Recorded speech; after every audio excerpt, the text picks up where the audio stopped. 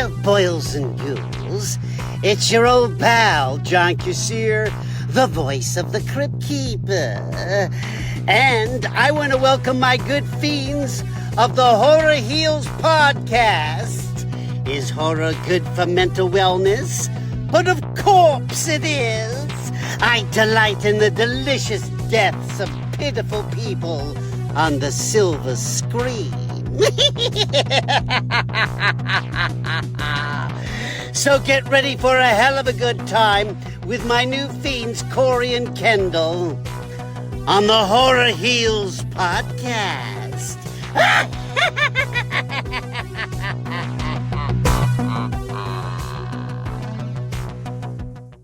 Hello and welcome back to Horror Heals. If you caught part 1 of our episode with the fantastic Audrey Rose, you already know we dove into her world as the weirdo art teacher we all wish we had growing up. We chatted about how she brings horror into her classroom, where Frankenstein's monster toys and Halloween posters are part of everyday life. We also touched on how she connects with characters like Frankenstein's monster as she battles anxiety and depression. We left off with discussing how she introduces her son to horror, and it only gets better from here. In this episode, we dig even deeper, kind of like a grave. Audrey shares her thoughts on life lessons hidden in horror films and how being part of the horror community can truly lift you up. Oh, and stick around because she just might reveal who her favorite final person is. We know that mental illness can go really deep and drive people to do incredible, horrible things. But at the same time, as you're saying, like, how is this possible? How is this happening? It is surreal. I won't get into specifics for trigger reasons for some people, but I've struggled with self-harm. And then in the middle of it, you're like, what in the hell am I doing? But it's just, it takes you over and you're addicted to it. And because it helps relieve your anxiety. But yeah, it's very step outside yourself for that. But then also like the depression, to me, I always equate it to I'm in a room screaming and no one can hear me. And it's just, or like I'm drowning and I can't get that life preserver. I'm like almost there, but I just can't get it. That's when it's time to turn on A Nightmare on Elm Street and watch Freddy all against his friends and then have her triumph in the end. Yeah, sure. Go Nancy. Well, it's great to hear that your son's into horror and going along with that as well. Like, how did you introduce him to horror initially? Oh, let me think. What movie did I show him first? I know. I was like, what movie did I traumatize my child first? I mean, like I started like early with Jurassic Park, stuff like that, science fiction. So like aliens, things like that. But then also I will say, I did show them like Friday the 13th, just because it's weird. Like my mom, there was like no filter for a lot of things. So we got to watch all the Friday the 13th movies when we were like just little. So and then it was interesting to see my kids question that. Why is he doing that? And it's just, because he's, trying to explain the situation. Because it's another character where it's like he didn't choose. It's very tragic what happened to him. And I know that he's like a supernatural being after that, and explaining that to my children, like why he feels the need to go kill people. But and also, oh my gosh, I've showed my kids like things like that, and Pet Sematary. There's a lot of life lessons in those, like don't talk to strangers, look both ways before you cross the street. Yeah, absolutely. Good points all around. Thank you, Uncle Stevie, for injecting those life lessons into your work. For sure. I mean, it's for real. I showed them American Werewolf in London, and it's stick to the path. Like I remember we used to go hiking in the woods and stuff, and I'm like, you better stick to the path. And they're little. I showed them that scene. It's so horrible. But I showed them the scene where they don't stick to the path. And my kids, oh my God. Yeah. Wrangled them in. They kind of stuck with me. But I do think something that we've talked about before, and I think it's important to point out too, though, is that I think parents do a good service to their children when they help normalize some of these things. You know what I'm saying? Like, yes. For me, it was really, my dad was so pragmatic about many things. And I remember being like 7, and he's, so your mom thinks I'm crazy because I want you to watch this with me, but it's not real and you'll enjoy it. And we did talk about it. You know what I mean? Like, to your point, I did get life lessons out of it, and it made it not scary for me. I was actually just talking about this last night with someone and wanting to show my son Rocky Horror Picture Show. And because he loves musicals, also, I'm like, I want to be the one to show him it so that I can explain things to him, about sexuality. I mean, he's 13 and he's also autistic. I want to be the one to explain a lot of the things that go on in it and to normalize a lot of the things that sexuality. So it's because it's such an amazing movie, and it's just like, oh my goodness, because I love it so much. But yes, but I want to be the one to show it to him and talk with him about it. Yeah, Frankenfurter is literally staring at right from across the No way. last piece of art that we got from a work on for Kendall was his birthday gift to himself. We found this great artist, and we'll tag him. His medium is a little bit different than what I've really seen before. He starts with wood, and then he's got like a pattern he draws on it, and he paints it, and then shellacks it or whatever, and then cuts it out. And this Frankenfurter, think of his hair, how intricate these cuts are. And then he painted the outside of it red. And it's just, it pops. And we already had a Rocky Horror display in our TV room with photos of me and Tim Curry and Gary Bostwick and some toys and stuff. And it just like completes it. It was great. I know who you're talking about. Hold on. Because I was at Midsummer Scream. Are they Blackened Art Design? I'll figure it out and send it to you. Yeah, that's killer. Yeah. We've invited him to be on here as well. He had good stories for us as we were standing there talking to him. Yeah. I'm totally jelly that you were at Midsummer Scream because I was planning to go, and we had about a month ago, we had an emergency bad situation with our septic tank. There's always next year. Yeah. I was just floored. I got to meet Ron Chaney, and just to tell him how much his family has meant to me. I literally have a Lon Chaney tattoo. Yeah, and he took a picture of it. It was just like, it was so surreal. And just like Lon Chaney himself is just such an inspiration to me. I just recently wrote an article for Famous Monsters about him and his makeup and how revolutionary his ideas were and his use of color and things like that. But it was so cool to get to meet him and just have questions like, hey, I got this little figurine. What's that from? Oh, well, this was like a press release thing and all this. He just knew everything, all my questions. I didn't know he was going to be there. And someone's, oh, did you talk to Ron Chaney? I'm like, what?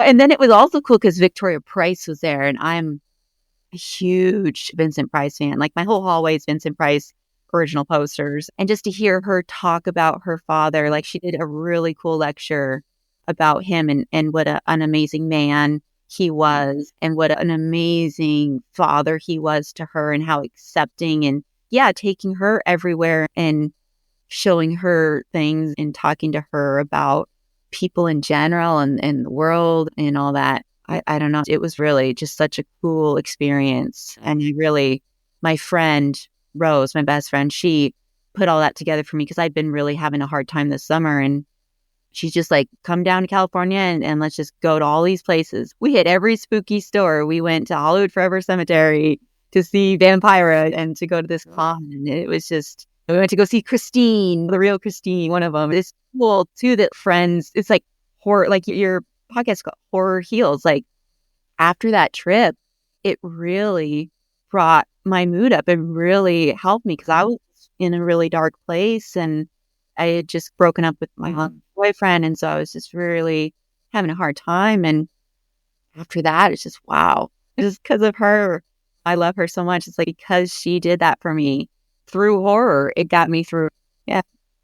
Thank you, Rose. Yeah. Rose. And so you get it. Like just being at that con probably helped some of that stuff melt away because you are around your people. And I think the vibe that's there, the friendliness that's there, it doesn't matter who you're talking to. Everybody's cool and welcoming and there to help if they sense anything's going wrong, they're there to quickly jump in and be like, what can I do to help? And it's just, like anytime, even like when I say out in the wild, let's say you're at the store and you run into someone that you can tell they're into horror, whether it's tattoos or shirts or whatever. It's just you're just drawn to them and they're drawn to each other. And it's just so cool. Like I always say it's good to put out good energy into the world. So I always go up to those people and compliment them. People don't realize the power of something like that because there's been times where I've been having a real terrible day and someone comes up and compliments my makeup, or hey, you look really cool, or I like your style, or whatever. And it just lifts you up. And so that's what the community does. We try to take care of each other because there is that vulnerability that we all have with being drawn to horror. And think about how much easier that is to do than to project negativity on somebody or an insult. I try to tell people that, like, you put out negative energy, it's going to come back to you. And I try to teach my kids at home, and then my kids at school. I call my students my kids. It's just, you should be a good person even when no one's looking. You open the door for people. You help people that maybe need their cart put back. Things like that. Yeah.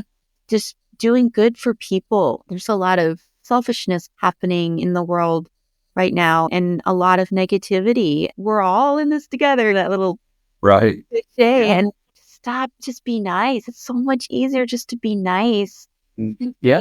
Yeah. It is. It's the little things too. As I was just at Aldi grocery shopping a little while ago, and I just locked up the cart. You put the quarter in that locks the cart up, and then you don't have, that way they don't have to have people picking up the carts out of the lot. And this guy was like, "Oh, I only got 2 dimes and a nickel. I didn't have a quarter." I'm like, "Don't worry about it. I just put the quarter right back in. Enjoy." And hopefully, then he's going to go on and do something small but nice for somebody, and it just keeps going and going and going. For sure. That's why I want to compliment people, or people like strangers. There's one time my debit, like, I didn't have any money and my debit card declined because there was a problem with my bank. And so I had a whole cartload of groceries, and I'm just up at the Target customer service, and I'm like crying. I'm like, I need to give this back because I had like cold stuff in it. And I'm like, the lady up there, the cashier or the representative was like, why? And I'm like, because my card declined. And I had to make my kids go stand away because I didn't want them to hear that mom can't afford to get the groceries. The lady literally clocked off and bought my groceries. Like, Wow. And then there was another lady in line that was like, oh, I was just about to buy those for you.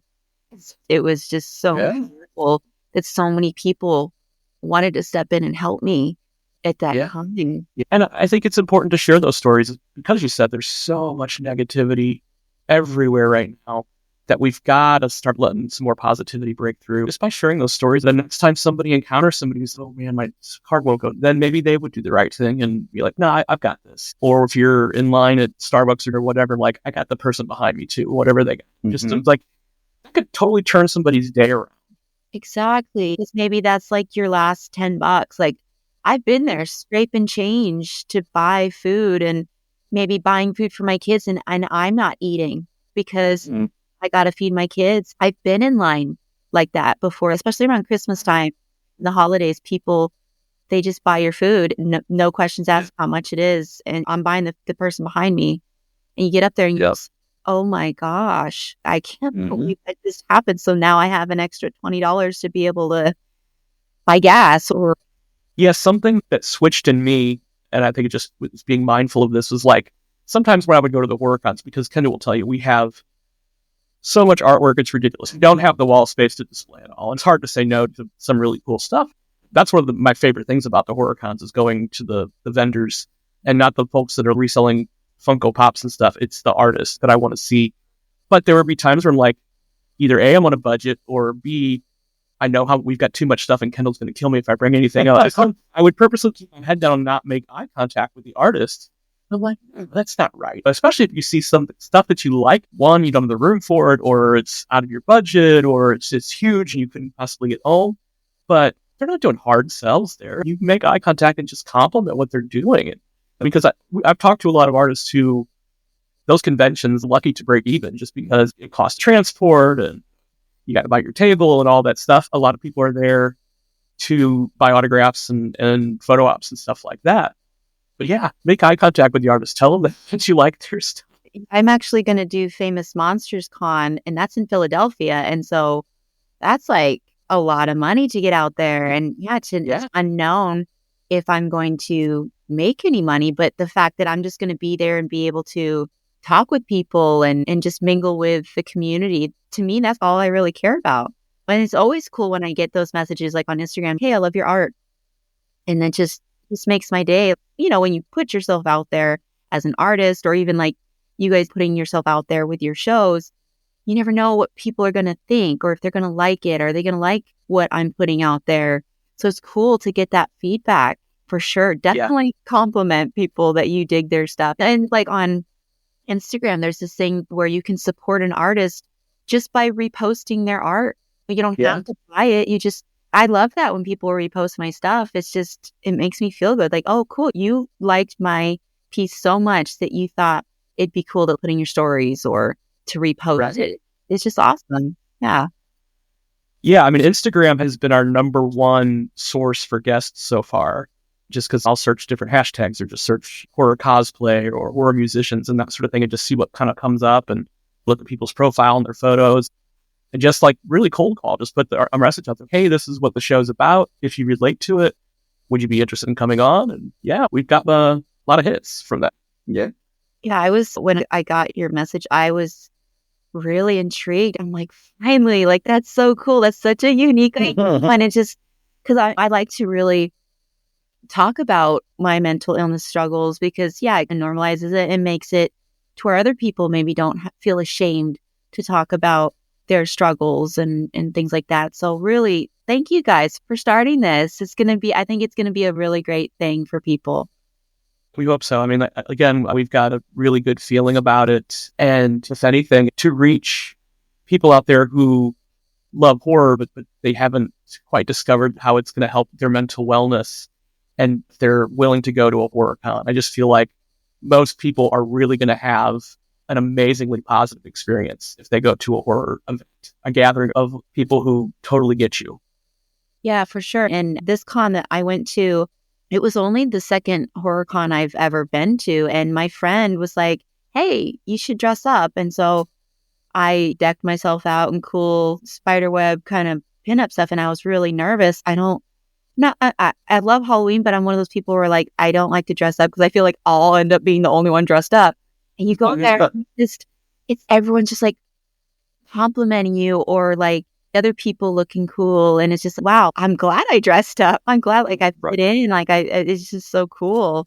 So yeah, I've been to regular cons similar to, we have our own like smaller Comic Cons here in Washington State. Yeah, it's a different vibe, man. It's a really different vibe. And I'm like addicted, man. I want to just go to all of them.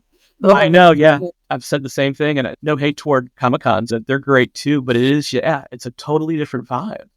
For it being such a similar, like, we're horror nerds, we're comic book nerds, and there's a lot of gray area we cross over. Yeah, something about Comic Cons and horror cons, it just feels like I go to a Comic Con and I'm not expecting to have a conversation with somebody when I'm waiting in line. You go to a horror con and it's inevitable.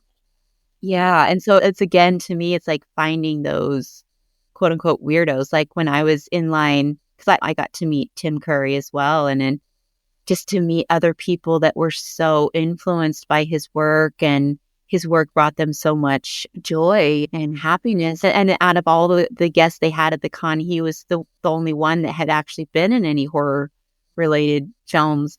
It was just such a cool experience to have all those people around. We had to wait for like an hour or two, and it was just to be able to connect with them and just have other monster weirdos around. Yeah, I liken it to the theme parks that do a really good job. Like when you're waiting in line, there's plenty of stuff to see and look at a horror con. Like you're going to have a couple of conversations with people. Hopefully you don't get stuck behind a know-it-all or something like that. Right.